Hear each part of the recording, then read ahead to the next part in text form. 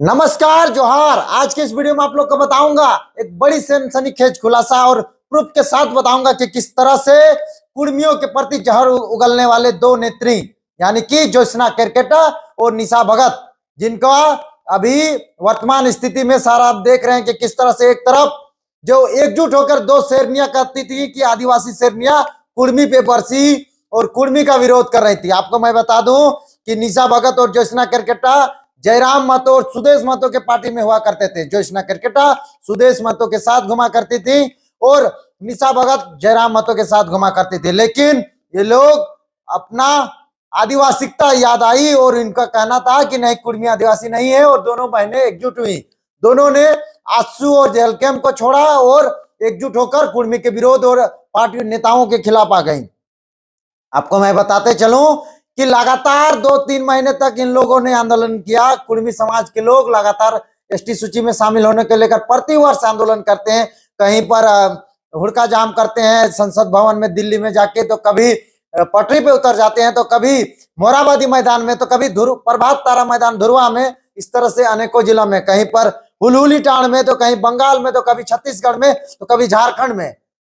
आपको मैं बता दूं, छत्तीसगढ़ नहीं, उड़ीसा, सॉरी, बंगाल, उड़ीसा और झारखंड, जो कि तीनों राज्य मिलकर अपनी एसटी सूची की मांग कर रहे हैं, जिसमें से निशा भगत और ज्योत्सना केरकेटा जो कुर्मी समाज के जो सुप्रीमो है सुदेश महतो और जयराम महतो, जिनका अपना अपना खुद की पार्टी है, आजसू पार्टी और जेल कैंप पार्टी, वो पार्टी इन लोगों ने इस्तीफा देकर इन लोग उनके खिलाफ आ गए। इन लोगों का कहना था नहीं, ये पार्टी कुर्मी हितैषी है, कुर्मी एसटी मांग को समर्थन करती है, इसीलिए उस पार्टी को त्याग करके अपने समाज याद आया, अपना जाति याद आया और उन लोग आदिवासी का हक अधिकार के लिए लड़ने लगा। उन लोग का लगा कि नहीं, कुर्मी समाज उन लोग का हक अधिकार छीन लेगा, जिसको लेकर उन लोगों ने कुर्मी को लेकर विरोध में जगह जगह पर विरोध प्रदर्शन और जुलूस निकालना शुरू कर दिया गया। आपने देखा होगा कि किस तरह से उन लोगों ने जंदे मुड़ी तंदे पुड़ी रे, दोगला कुर्मी, तरह तरह की चीजें, निशा भगत और ज्योत्सना केरकेटा का बयान आप देखे होंगे, जो कि चर्चा का विषय 2025 में लगातार रहा। पूरा 2025 उन लोग कुर्मी के विरोध में आए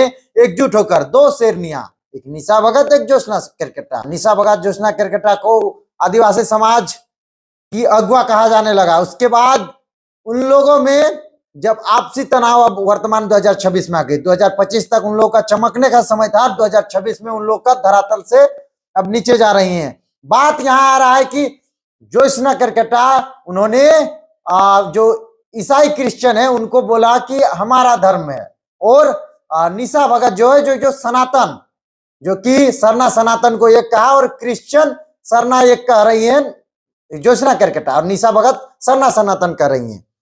दोनों में फ्रिक्शन अभी वर्तमान में हो गया है। दोनों एक दूसरे के खिलाफ टीका टिप्पणी कर रही हैं, चाहे फेसबुक वाले हो, चाहे इंस्टा हो, चाहे सोशल मीडिया में हो।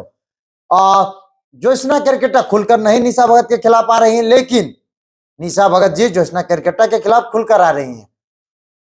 हालांकि मैं आपको बता दूं कि निशा भगत पहले से भी क्रिश्चियन के विरोध में आ रही थी। सूत्रों से मिला जानकारी के अनुसार आपको मैं बता दूं कि निशा भगत क्रिश्चियन स्कूल से पढ़ी थी। निशा भगत का परिवार से क्रिश्चियन स्कूल से थे, लेकिन निशा भगत को पसंद नहीं था। उन्होंने सरना सनातन को एक माना। लेकिन चर्चा का विषय यह है कि ये दोनों ने विरोध कुर्मियों को इसलिए किया था क्योंकि उनका कहना था कि कुर्मी का रहन सहन, उनका जो कल्चर है, जो कस्टमरी लॉ है, वो फॉलो नहीं करते हैं आदिवासियों का, जिसके कारण वो आदिवासी सूची में शामिल नहीं है। वो हिंदू धर्म मानते हैं, वो हिंदू का पर्व त्योहार को मानते हैं और पूजा पासा करते हैं, इसीलिए वो आदिवासी नहीं है। उसका कस्टमरी लॉ और हमारी वेशभूषा हमारी कल्चर से मेल नहीं खाती है। लेकिन जब अभी जनगणना 2026 में अभी चल रहा है, वर्तमान में जो जनगणना चल रहा है, उस जनगणना में कुर्मी समाज सरना या अन्य लिखाने में पड़ा हुआ है। वही निशा भगत और ज्योत्सना केरकेटा क्रिश्चियन यानी ईसाई और सरना सनातन और हिंदू लिखाने में पड़े हैं। सवाल ये बन रहा है कि जो रूढ़िवादी परंपरा, जो संस्कृति सभ्यता और अपनी धर्म को बचाए रखने की बात कर रहा है कुर्मी समाज, उसे ही कुर्मी सूची में शामिल नहीं होने का विरोध में वो लोग सभा करते हैं, और जब दर्ज करने की बात आती है 2026 में जब जनगणना में, तब वो लोग कहते हैं हम ईसाई क्रिश्चियन हैं, ईसाई क्रिश्चियन आदिवासी हैं। और वही निशा भगत का कहना रहता है कि सरना सनातन एक हैं। अनाप शनाप कुछ भी सोशल मीडिया में बोलकर पूरे आदिवासी समाज के लोगों को दिग्भ्रमित करने का काम कर रहे हैं। आदिवासी समाज के साथ साथ पूरे धार्मिक जो भावना रहता है। निशा दीदी और जसना केरकेटा दीदी से मेरा व्यक्तिगत कोई भी दुश्मनी नहीं है, लेकिन अपना चेहरा चमकाने के लिए आप नेता बेशक बन सकते हैं, लेकिन नेता ऐसे जगहों पर बनिए ना जहां गरीब का काम हो सके। ब्लॉक में चक्कर जो लोग काट रहे हैं, जिसका अवैध खनन में जमीन चली जा रही है, उसके खिलाफ में, जो गरीब लोगों का राशन कार्ड नहीं मिल, चावल नहीं मिल पा रहा है, उसके खिलाफ में आप आवाज उठाइए ना। आप ब्लॉक के दफ्तरों में जाइए ना, करप्शन के खिलाफ बोलिए ना, ना कि जाति धर्म के खिलाफ में विरोध करके एक दूसरे को लड़ाकर किसी के भावनाओं को ठेस पहुंचाकर। वक्त अभी भी है, आप उभरते हुए लीडर हैं, आप अपने क्षेत्र के प्रतिनिधित्व कर सकते हैं, लेकिन जाति धर्म करके अगर आप प्रतिनिधित्व करिएगा तो कहीं ना कहीं ऊपर वाला भी आपके ऊपर देख रही है।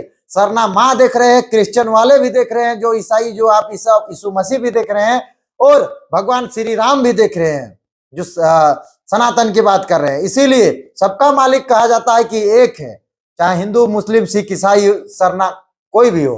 तो आप समझ सकते हैं कि अगर आप जाति धर्म के एक दूसरे को लड़ाकर, एक दूसरे का विरोध करके, एक दूसरे का नीचा दिखाकर किसी को कहना कि हम ये धर्म मानने वाले हैं, ये नहीं है, जो पुराण लिखे हैं, जो गीता लिखे हैं, जो शुरू से सरना सनातन के रूढ़िवादी परंपरा मान रहे हैं, जो संस्कृति सभ्यता को उत्थान करने वाले लोग हैं, उन लोग जब कुछ इस तरह का बेतुका बयान नहीं दे रहे हैं, तो आप लोग इस तरह से आदिवासी समाज, कुर्मी समाज, गैर कुर्मी समाज या फिर कोई भी समाज के लोगों को हो इस तरह से दिग्भ्रमित करके नहीं रख सकते हैं। सब लोग देख रहे हैं आपको। बाकी आप हमें कमेंट बॉक्स में जरूर बताएं कि निशा भगत और ज्योत्सना केरकेटा जिस तरह से कुर्मी के विरोध में आई थी और कुर्मी को कहा जा रहा था कि आप एसटी सूची में शामिल नहीं हो सकते, आप अपना रूढ़िवादी परंपरा छोड़ चुके हैं, आप सरना धर्म नहीं मानते हैं, आप जल जंगल जमीन नहीं पूछते हैं, आपका 12 मासे 13 पर्व नहीं है, आप लोग भगवान को पूछते हैं, आप प्रकृति पूजक नहीं आकृति पूजक हैं। वही निशा भगत, वही ज्योत्सना केरकेटा वही वर्तमान में सरना सनातन और सरना ईसाई क्रिश्चियन कर रहे हैं। आप देख रहे होंगे दोनों धार में बट गए हैं, कोई क्रिश्चियन आदिवासी, कोई हिंदू आदिवासी। तो आप समझ सकते हैं, और जो असली आदिवासी है उसे बहिष्कार कर उसका विरोध किया जाता है।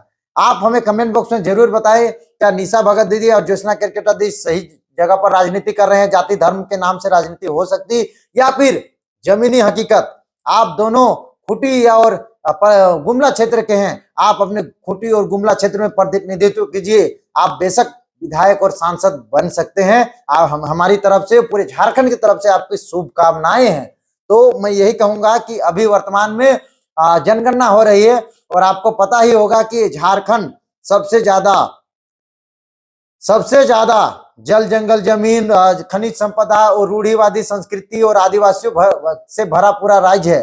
तो आप लोग जाति और धर्म के नाम से अगर बांटिएगा एक दूसरे को और जनगणना में अनाप शनाप दर्ज करवाइएगा, तो आप दोनों की एकजुटता और कुर्मियों की एकजुटता टूट जाएगी, जिसके कारण देश भर में जो झारखंड का छीछा लेदर होगा, जो हाशिए में जाएगा झारखंड, उसको आप बचाने का काम कीजिए, ना कि बिगाड़ने का काम कीजिए। मेरा ये आपसे सुझाव रहेगा। मैं काफी दिनों के बाद ये वीडियो बना रहा हूं, क्योंकि मैं भी अपने निजी कामों में व्यस्त हूं, अपने पारिवारिक जीवन के कारण। लेकिन निशा दी, ज्योत्सना केरकेटा जी, आपको मैं स्पेशल ये कहना चाहता हूं कि आप जो एक दूसरे के साथ जिस तरह से एकजुट होकर कुर्मियों के विरोध में आप लोग सभाएं करते थे, विरोध करते थे, अपने जनगणना के लिए, अपने जाति धर्म के लिए एकजुट होकर बात कीजिए। और जिस तरह से जाति धर्म की बात ना कर अपने क्षेत्र के जनहित मुद्दों पे बात कीजिए, कहीं ना कहीं वो आपके लिए बेहतर होगा। बाकी जोहार, जय झारखंड।